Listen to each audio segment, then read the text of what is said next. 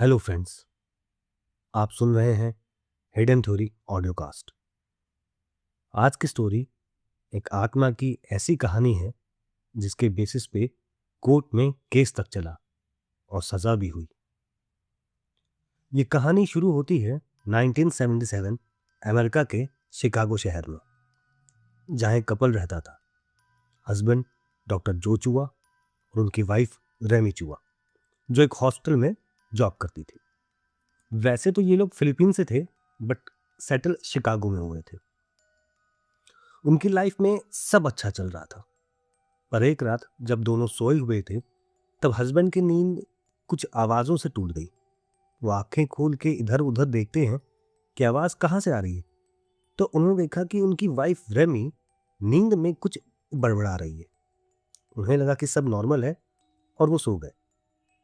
Wife का नींद में बड़बड़ाने का ये सिलसिला 3 रातों तक चला।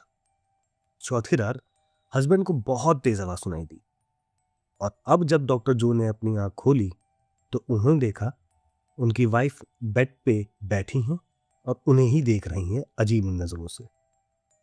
जो थोड़ा घबराए और फिर अपनी वाइफ से कहा, रेमी, तुम बैठी क्यों हो? सो जाओ, बहुत रात हो गई।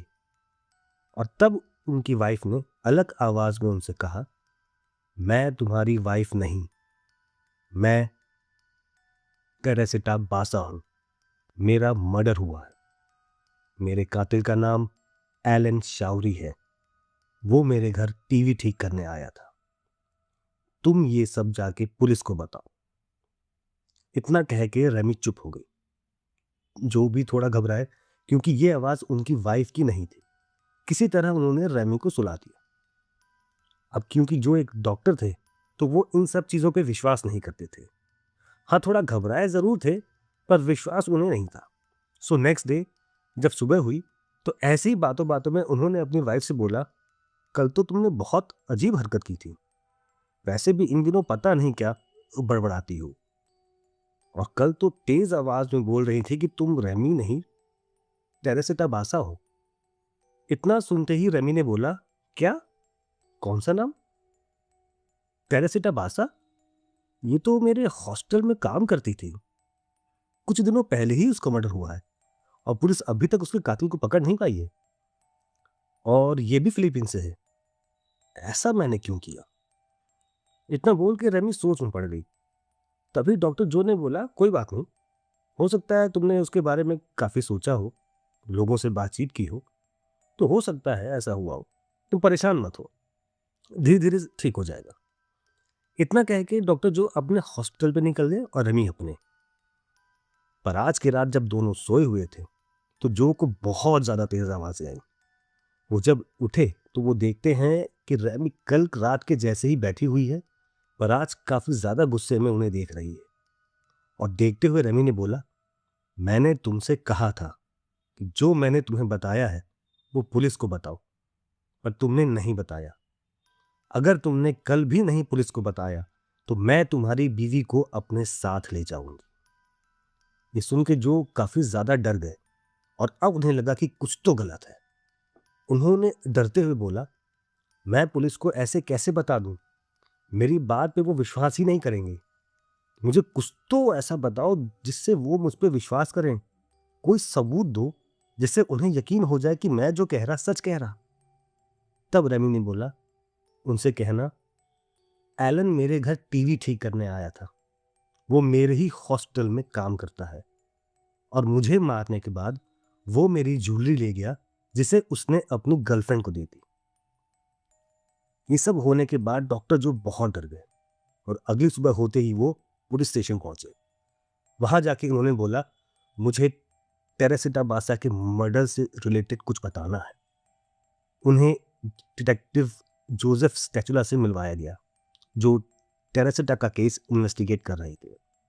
जो ने डिटेक्टिव जोसेफ को सारी बात बताई जो उसके और उसकी बीवी के साथ हुई। पर जोसेफ उसकी बात को ज्यादा सीरियसली नहीं ले रहे थे। लेकिन जैसे ही डॉक्टर जो ने कातिल का नाम बताया, एलन चौधरी, तब जोसेफ थोड़ा शॉक्ड हुए, क्योंकि टेरेसिटा के घर की तलाशी के दौरान उन्हें एक नोट मिला था जिसमें लिखा था, get theatre tickets for AS. और ये एएस कौन है, इसके बारे में उन्होंने बहुत पता लगाने की कोशिश की टेरेसिटा के फ्रेंड्स से और रिश्तेदारों में, पर उन्हें कुछ नहीं पता चला था। ये सुनने के बाद जोसेफ टेरेसिटा के हॉस्पिटल गए। वहां उन्होंने एलन के बारे में पूछताछ की तो उन्हें पता लगा कि एलन यहीं काम करता है।